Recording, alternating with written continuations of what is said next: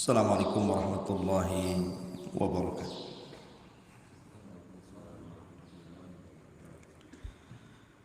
Alhamdulillah wassalatu wassalamu ala Rasulillah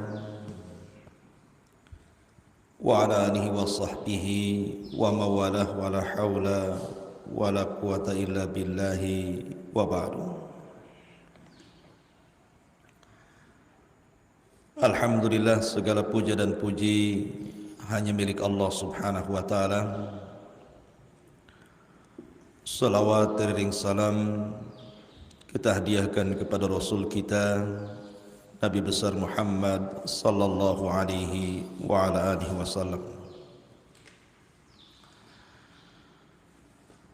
Pagi ini kita akan membahas kembali tentang tafsir daripada surah Al-Fatihah, dan kita masuk pada ayat pertama dari surah Al-Fatihah. Alhamdulillahi Rabbil Alamin. Surah Al-Fatihah adalah satu di antara 5 surat yang dimulai dengan kalimat Alhamdulillah. Pertama, surah Al-Fatihah, Alhamdulillahi Rabbil Alamin, dimulai dengan Alhamdulillah. Kemudian surah Al-An'am, kemudian surah Al-Kahfi, kemudian surah Saba, dan juga surah Fatir. Al-Fatihah, Al-An'am, Al-Kahfi, Saba, kemudian Fatir. Ini surat yang iftataha bilhamdi, dibuka dengan pujian kepada Allah Azza wa Jal, Alhamdulillah.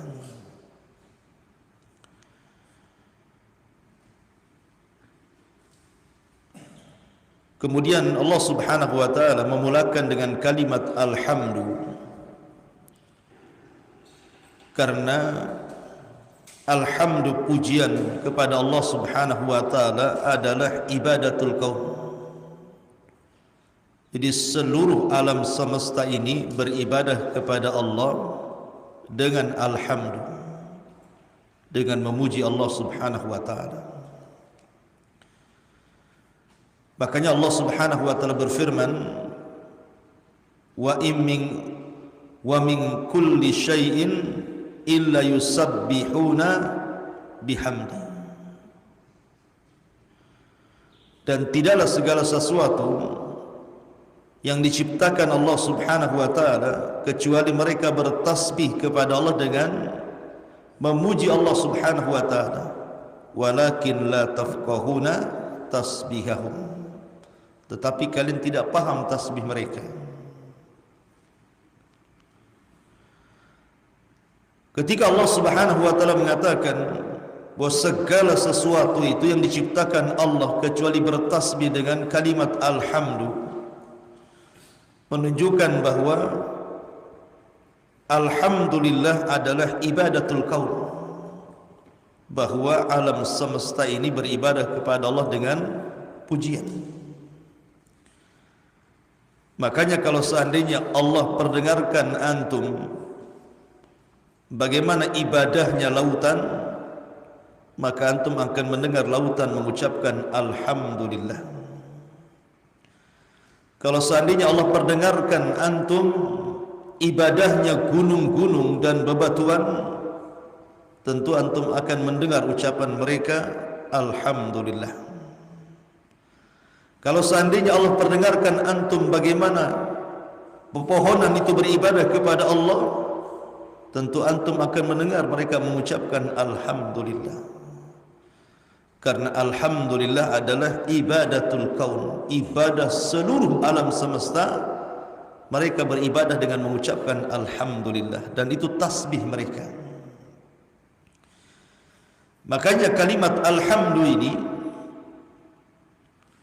pujian bagi Allah subhanahu wa ta'ala diucapkan semua makhluk yang berakal. para malaikat yang ada di arsy sana dan juga di sekitar arsy, mereka bertasbih kepada Allah dengan mengucapkan alhamdulillah. Alladzina yahmiluna arsya rabbi, alladzina yahmiluna, mana ayatnya, alladzina yahmiluna al-arsya wa man hawlahu yusabbihuna bihamdi. Dan para malaikat yang memikul arsy, kemudian malaikat-malaikat di sekitar arsy, termasuk di langit ke-7 sampai langit pertama, mereka bertasbih kepada Allah dengan mengucapkan alhamdulillah. Bahkan kalimat alhamdulillah ini bukan hanya diucapkan di dunia, sampai ke dalam surga. Makanya Allah Subhanahu wa taala berfirman ketika menggambarkan ahlun nar, wa qudiya bainahum bil haqqi wa qila alhamdulillahi rabbil alamin. Penduduk neraka saja mengucapkan alhamdulillah. Tetapi ucapan alhamdulillah penduduk neraka itu karena Allah tidak memasukkan mereka kecuali karena keadilannya, bukan karena kezalimannya. Sebab kalau seandainya orang itu dimasukkan ke neraka karena kezalimannya, tentu penduduk neraka tidak akan mengucapkan kalimat alhamdulillah. Begitu juga penduduk surga. Penduduk surga ketika mereka masuk ke dalam surga, maka seluruh penduduk surga mengucapkan alhamdulillah. Alhamdulillahilladzi hadana li hadza wa ma kunna linahtadiya laula an hadana Allah. Penduduk surga mengatakan alhamdulillah, segala puja dan puji hanya milik Allah Subhanahu wa taala. Ma'asyiral muslimin yang dimuliakan Allah Subhanahu wa taala. Lalu apa kaitan bismillah dengan alhamdulillah? Kenapa kita membaca surah Al-Fatihah dengan bismillah, kemudian kita ucapkan alhamdulillah? Karena kaitan bismillah dengan alhamdulillah adalah kaitan awal dan akhir. Kalau antum makan, diawali dengan bismillah, selesai makan alhamdulillah. Ketika antum berhubungan suami istri, antum ucapkan bismillah. Ketika lahir anak antum, alhamdulillah. Jadi bismillah dengan alhamdulillah itu kaitan awal dan akhir. Di awalnya antum mengucapkan bismillah, di akhirnya antum mengucapkan alhamdulillah. Kalimat alhamdu itu pujian bagi Allah Azza wa Jalla dan selalu dikaitkan dengan syukur. Tapi tentu berbeda syukur dengan alhamdu, karena syukur itu jauh lebih umum dibandingkan alhamdu. Syukur itu mencakup hati, mencakup anggota badan dan mencakup lisan. Tapi kalau alhamdu hanya lisan saja. Jadi syukur itu lebih luas dibandingkan ucapan alhamdulillahirabbil alamin. Ma'asyiral muslimin yang dimuliakan Allah Azza wa Jalla. Dan ucapan alhamdulillah bukan hanya disebutkan dalam surah Al-Fatihah, tetapi juga dianjurkan untuk dibaca di banyak tempat. Sebagaimana disebutkan dalam beberapa hadis Nabi sallallahu alaihi wasallam, pertama dibaca indal faragh minat ta'ami wasyarab. Ketika antum selesai makan dan minum, maka disunnahkan untuk membaca alhamdulillah. Sebagaimana hadis Abi Umamah Al-Bahili radhiyallahu an, anna Nabiy sallallahu alaihi wasallam kana idza faragha min ta'amihi, Nabi sallallahu alaihi wasallam apabila selesai makan, qala, dia mengatakan alhamdulillahilladzi kafana wa arwana ghaira maqfiyin wala maqfurin. Di sini Nabi sallallahu alaihi wasallam apabila selesai makan atau minum, Maka Nabi SAW mengucapkan alhamdulillahilladzi kafana wa arwana. Segala puja dan puji hanya milik Allah yang telah mengenyangkan kami dan menghilangkan dahaga kami. Maka ucapkanlah alhamdulillah selepas makan. Kemudian yang kedua, indal istiqaq minan naum. Ketika bangun dari tidur. Ketika bangun dari tidur, maka diucapkan alhamdulillahilladzi ahyana ba'dama amatana wa ilaihi nusyur. Dan sebelumnya apa? Allahumma bismika amutu wa ahya. Ini ada kaitan antara bismillah dengan alhamdulillah kan? Sebelum tidur antum baca bismillah. Allahumma bismika artinya bismillah. Dan bangun tidur alhamdulillahilladzi ahyana ba'dama amatana wa ilaihi nusyur. Segala puja dan puji hanya milik Allah yang telah membangunkan kita dari kematian kita. Kemudian yang ketiga, indal istiqad fil laili. Ketika antum bangun di tengah malam. Sebagaimana hadis Ubadah ibn Samit radhiyallahu an, bersabda Nabi sallallahu alaihi wasallam, barang siapa yang bangun tengah malam, maka dia mengucapkan la ilaha illallah wahdahu la syarikalah, lahul mulku wa lahul hamdu. Ada kalimat wa lahul hamdu wa huwa ala kulli syai'in qadir. Subhanallah walhamdulillah wa la ilaha illallah wallahu akbar wa la haula wa la quwata illa billahi. Kemudian dia berdoa, Rabbighfirli, ya Allah ampuni dosa-dosaku, kecuali akan diijabah doanya. Ini yang ketiga. Kemudian yang keempat, inda lubsi thawbi. Ketika antum memakai pakaian, maka barang siapa yang mengucapkan alhamdulillah ketika antum menggunakan pakaian, man labisa thawban faqala alhamdulillahilladzi kasani hadza. Barang siapa yang ketika memakaikan pakaiannya kemudian dia mengucapkan segala puja dan puji hanya milik Allah yang telah memberikan atau menutupi auratku dengan pakaian ini, kecuali akan diampuni dosa-dosanya, kata Rasul. Ini yang keempat. Yang kelima, zubur kulli salatin. Setiap selesai solat kita disuruh mengucapkan alhamdulillah, atau bahasa lain tahmid 33 kali. Kemudian yang nomor 6, indal utash. Ketika bersin, maka setiap orang yang bersin dianjurkan mengucapkan alhamdulillah. Kemudian dijawab yarhamukallah. Kemudian yang nomor 7, inda ru'yati mubtali. In hamidallah ta'ala inda ru'yatil mubtali min alamati idrakil abdi li nikmatillahi anih. Ketika melihat adanya ujian yang datang dari Allah, orang kalau bisa mengucapkan alhamdulillah ketika diuji oleh Allah, berarti memiliki tingkatan sabar tinggi orang itu. Rumahnya terbakar, alhamdulillah. Usahanya bangkrut, alhamdulillah. Mungkin dikiranya orang gila mungkin kalau orang itu. Tidak. Karena Allah Subhanahu wa taala itu yuhmad fil khairi wasyarr. Allah itu harus tetap dipuji dalam kondisi apapun, baik dalam kondisi antum baik ataupun antum buruk. Allah harus tetap dipuji. Makanya kemarin saya katakan bahwa ucapan alhamdulillah itu ucapan yang sangat ajaib sekali. Karena apa? Mencakup semua manusia, yang kaya, yang miskin, yang susah, yang senang, yang sakit, yang sehat, yang besar, yang tua, yang muda, yang kecil, semua mengucap alhamdulillah.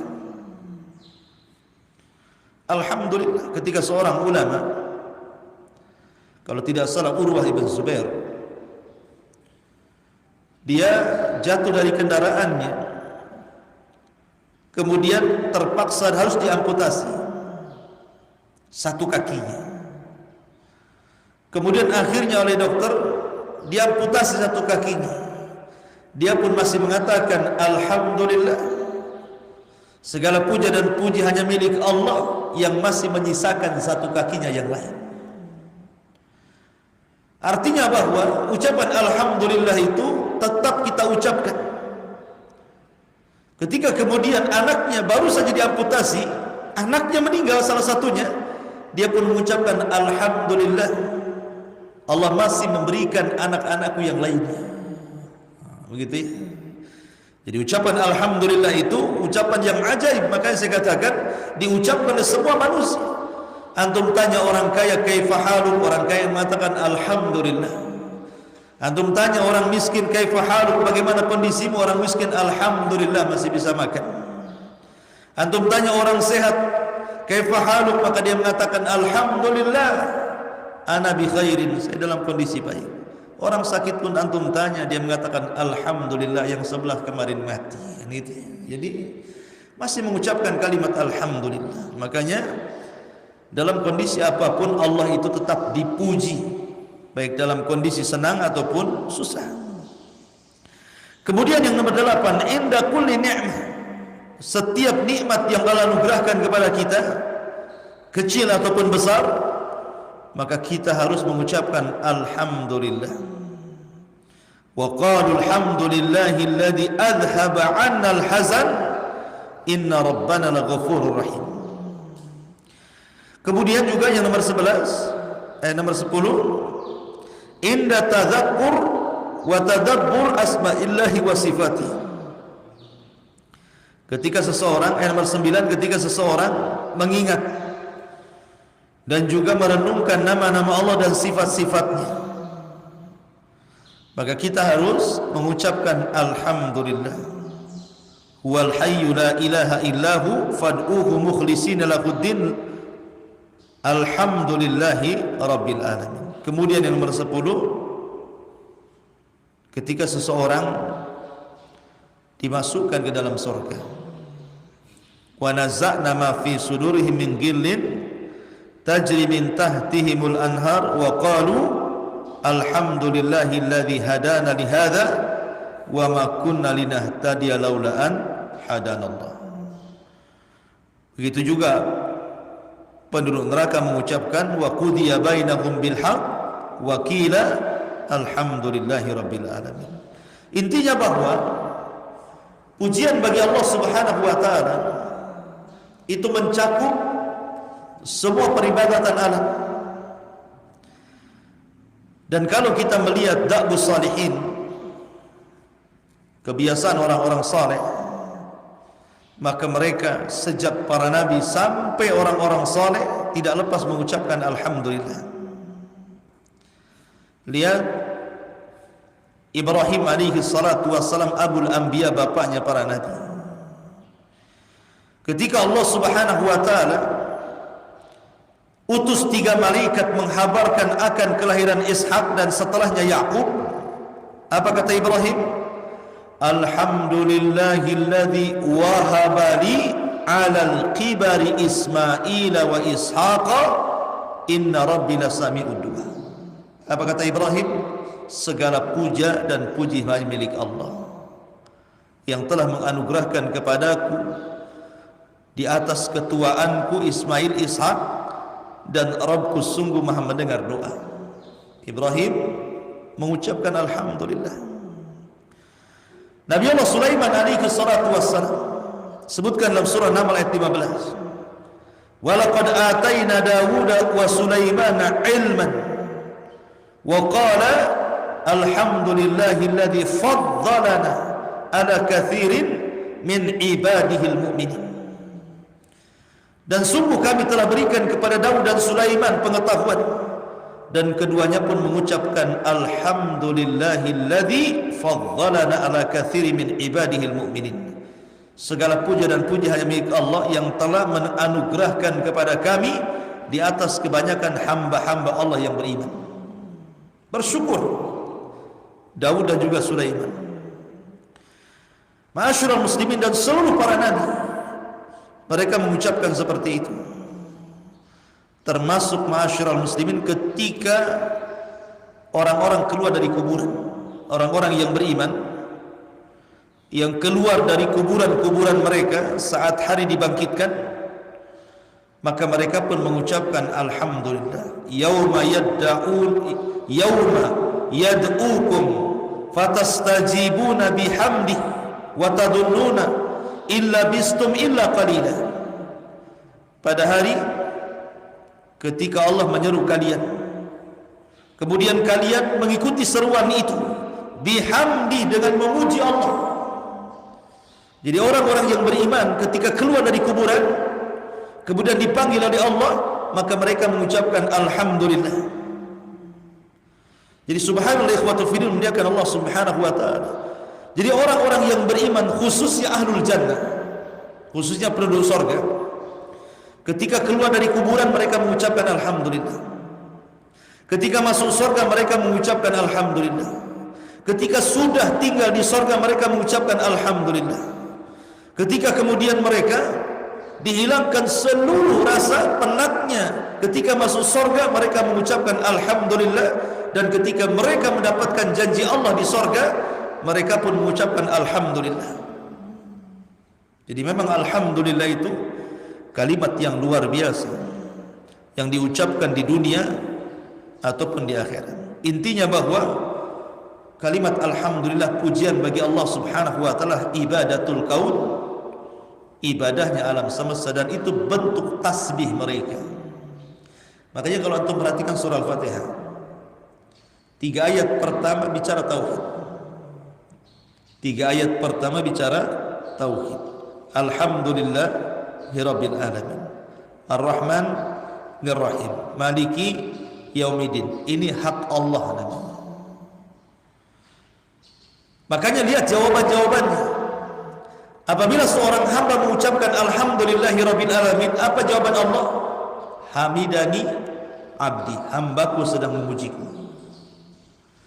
Apabila kita mengucapkan Ar-Rahman Ar-Rahim, maka Allah jawab asna alayya abdi, hambaku sedang mengagung-agungkan diriku. Apabila kita mengucapkan Maliki Yaumiddin, apa jawaban Allah? Majjadani abdi, hambaku sedang membesarkan diriku.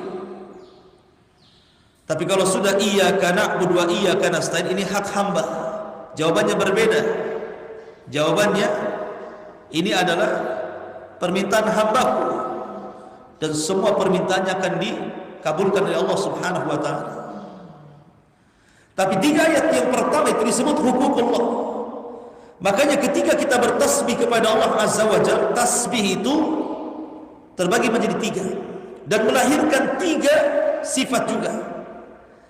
Kita bertasbih kepada Allah karena Allah subhanahu wa ta'ala itu adalah alhamdulillah, memiliki pujian bagi Allah azza wa jalla dan melahirkan perasaan cinta.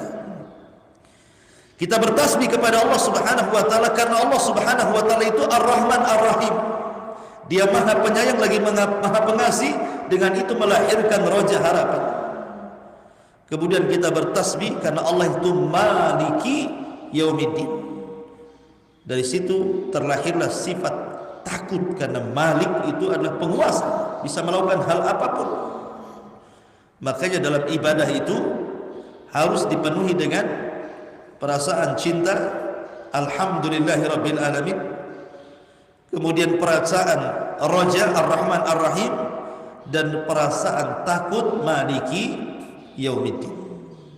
Ini disebut arkan al-ibadah namanya, rukun ibadah. Cinta, harap, takut. Karena ada orang yang mengatakan, saya takut masuk ke dalam neraka tapi tidak pula pantas masuk surga. Ada yang mengatakan seperti itu kan. Jadi ada orang yang mengatakan, saya takut masuk neraka tapi tidak pantas pula masuk surga, menghilangkan harapan. Ya. Padahal dalam akidah Ahlussunnah wal Jamaah itu harapan itu bagian daripada arkanul ibadah. Karena mereka mengatakan orang kalau beribadah mengharap surga itu syirik katanya. Karena surga itu makhluk Allah, berarti mengharap kepada makhluk syirik. Logikanya seperti itu. Jadi kalau beribadah itu langsung kepada Allah, jangan harap-harap surga. Sebab kalau beribadah mengharap surga berarti mengharap kepada makhluk, karena surga itu makhluk Allah. Ketika mengharap kepada makhluk berarti telah menyekutukan makhluk dengan Khalik. Berarti antum terjerumus kepada kesyirikan. Bukan. Kita katakan mengharap itu bukan syirik. Karena yang memerintahkan mengharap akan pahala itu Allah sendiri. Allah yang memerintahkan. Wa yarjuna rahmata rabbi. Dan orang-orang yang beriman mereka mengharap rahmat dari Allah. Lihat bagaimana Asiyah bintu Muzahim ketika dilempar dari ketinggian oleh Fir'aun, kemudian dia pun melihat istananya di sorga setelah dia mengucapkan Rabbi ibnili indaka baitan fil jannah wa najini min fir'auna wa amali. Ya Rabb, bangunkan untukku satu istana di sorga. Itu permintaan Asiyah sebelum meninggal, dan Allah kabulkan sebelum meninggal ditampakkan sorga. Artinya di sini ada harapan. Rasul yang mengatakan idza sa'altumullaha fas'alul firdaus. Kalau engkau meminta sesuatu, minta yang paling tinggi, surga firdaus, kata Rasul. Maka kita katakan bahwa mengharap itu bagian dari tauhid. Bahkan itu termasuk arkan daripada ibadah. Taib. Alhamdulillah rabbil alamin. Ma'asyiral muslimin yang dimuliakan Allah Subhanahu wa taala, kata-kata Rabb itu melahirkan kalimat rububiyatullah. Makanya ada tauhid disebut tauhid rububiyah, diambil dari Rabbil alamin. Dan inti pada tauhid rububiyah itu bahwa Allah Subhanahu wa taala itu adalah Al-Khaliq, yang menciptakan. Inti daripada rububiyah itu adalah Al-Khaliq. Sifat Allah Al-Khaliq, atau nama Allah Al-Khaliq, bahwa Allah itu yang menciptakan. Ketika Allah Subhanahu wa taala menciptakan, maka ciptaan Allah itu terbagi menjadi dua. Ada yang Allah Subhanahu wa taala ciptakan min adam, dari ketidakadaan menjadi ada. Dan itu disebut usulul khalq.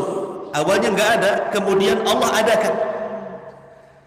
Artinya Allah menciptakan makhluk min adam, dari ketidakadaan menjadi ada. Itu disebut usulul khalqi namanya. Usulul khalqi, pondasi ciptaan. Pertama arasy, yang kedua qalam, yang ketiga lauhil mahfuz, ya. Kemudian juga yang keempat, kemudian nur, cahaya. Kemudian yang kelima nar, api. Kemudian yang keenam alma, air, ya. Jadi itu disebut usulul khalqi namanya. Allah menciptakan arasy, di bawah arasy itu ada air, kemudian di situ ada qalam, ada lauhil mahfuz, ada cahaya, ada api. Ini disebut usulul khalqi, diciptakan dari kun fayakun, dari tidak ada menjadi ada. Kemudian yang kedua, Allah menciptakan makhluk dari makhluk yang lainnya. Jadi Allah Subhanahu wa taala menciptakan makhluk dari makhluk yang lainnya. Kalau tadi kan dari tidak ada menjadi ada. Ini yang kedua, tidak. Dari makhluk menciptakan makhluk dari makhluk yang sudah ada. Maksudnya menciptakan makhluk dari usulul khalqi. Seperti malaikat, asal ciptaannya dari apa? Dari cahaya. Dan cahaya diciptakan dari kun fayakun. Kemudian jin diciptakan dari, asal penciptanya dari api. Sementara api itu bagian daripada usul khalq, dan Allah ciptakan api itu dengan kun fayakun. Kemudian Adam diciptakan dari tanah, bumi maksudnya, dan bumi itu diciptakan dari apa? Dari air. Salah satu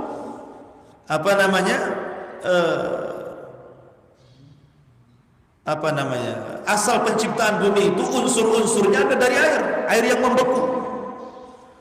Adapun langit dari mana? Dari dukhan, dari asap, dan asap itu asalnya dari api.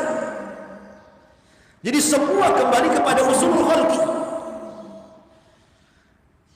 Lah ketika kita membaca Rabbul Alamin, sekarang usulul khalqi sudah ada.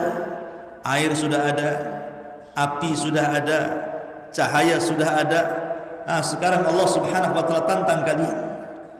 Ciptakan seperti yang Allah ciptakan. Allah ciptakan matahari, Allah ciptakan malaikat dari cahaya, Allah ciptakan jin dari api, Allah ciptakan manusia dari tanah, dan tanah dari air. Ini unsur-unsur penciptaan sudah ada. Sekarang kau ciptakan seperti Allah menciptakan, sanggup? Enggak akan sanggup.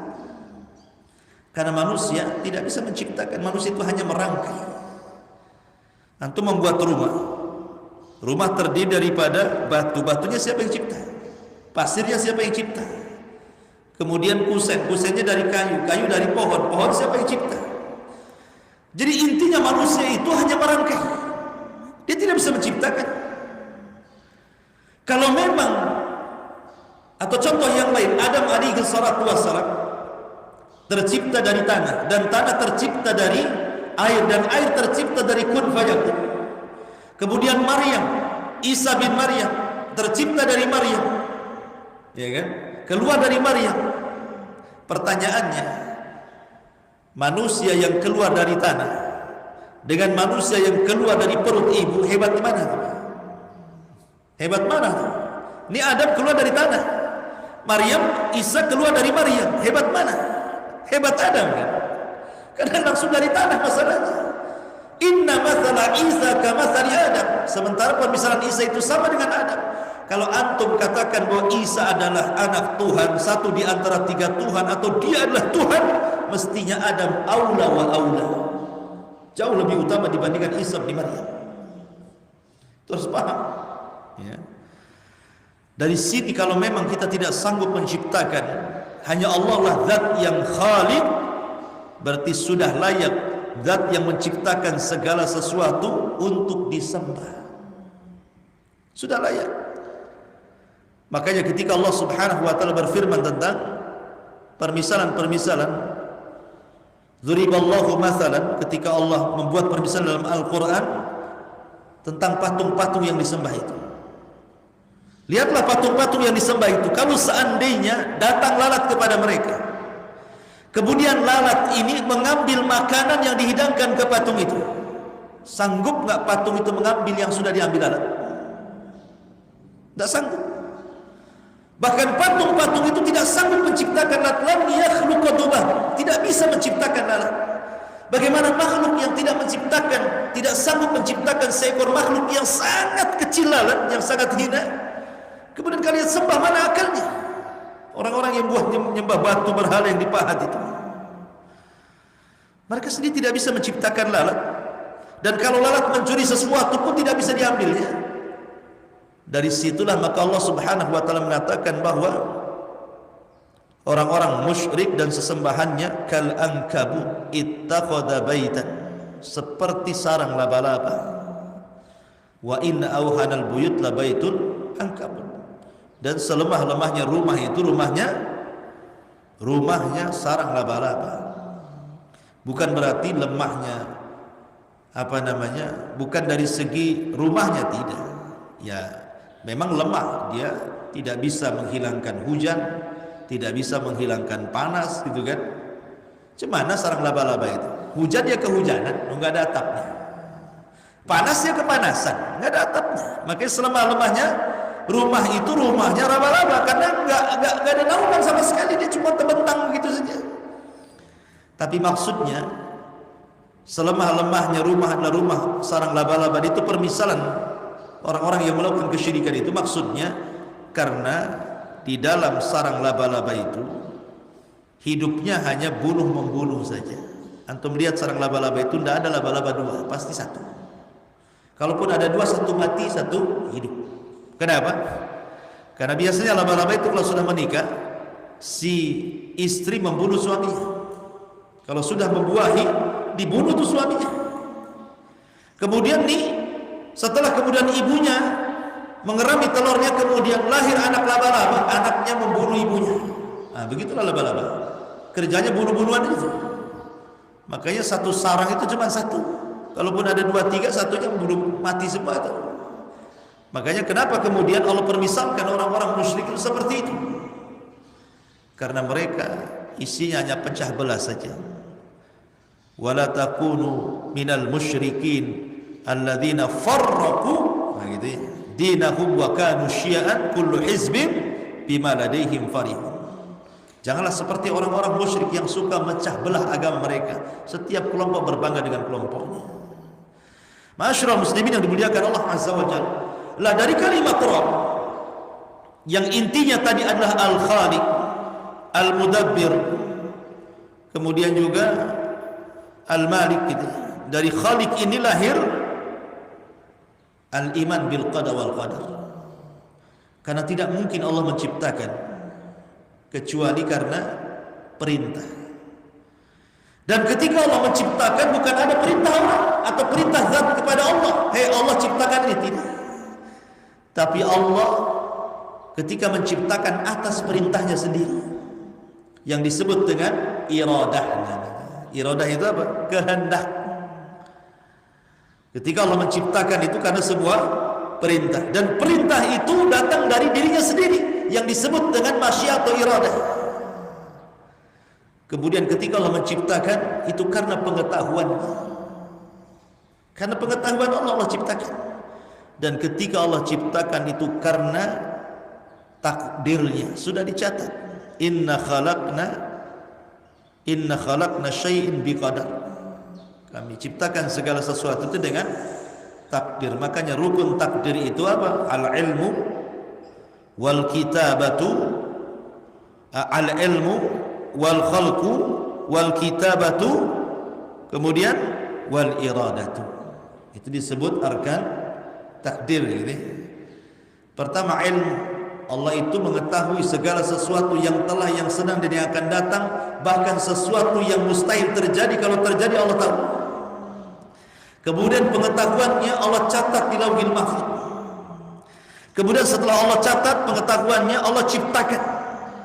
Dan tidaklah Allah menciptakan kecuali karena kehendaknya.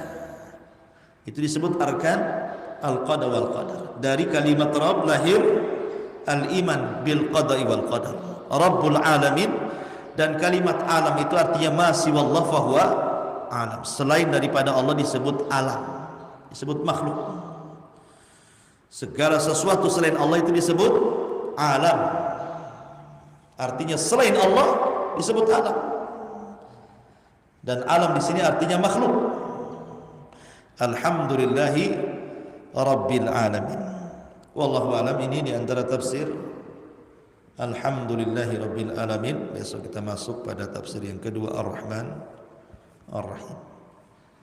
Subhanaka bihamdika asyhadu an la ilaha illa anta astaghfiruka wa atubu ilaik. Allahu ta'ala. Assalamualaikum warahmatullahi wabarakatuh.